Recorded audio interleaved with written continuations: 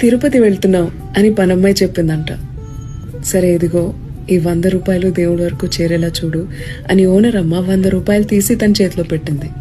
వెంటనే తన కొంగుకి ఆ 100 రూపాయలు కట్టేసుకుంది పనమ్మాయి. కుటుంబంతో సహా రైల్వే స్టేషన్ రీచ్ అయిపోయింది తిరుపతికి ట్రైన్ ఎక్కడానికి. రైల్వే స్టేషన్లో ఒక ముసీలావిడ అడుక్కుంటోంది. నేను తిని 3 రోజులైందమ్మా, డబ్బులేం వద్దమ్మా, కొంచెం అన్నం పెట్టించమ్మా అని ప్రాధేయపడింది.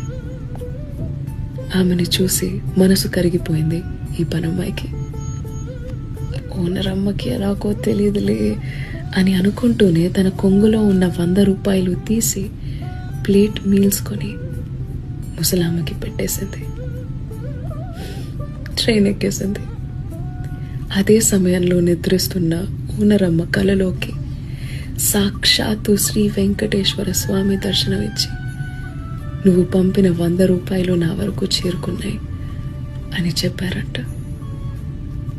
తక్కని నిద్రలోంచి లేచి ఇంకా అది తిరుపతి చేరుకుని ఉండదే అని వెంటనే పనమ్మాయికి కాల్ చేసింది. పనమ్మాయి జరిగిందంతా చెప్పింది. అప్పుడు అర్థమైంది ఆవిడికి, మానవ సేవే మాధవ సేవని. చిన్న కథ నచ్చిందా?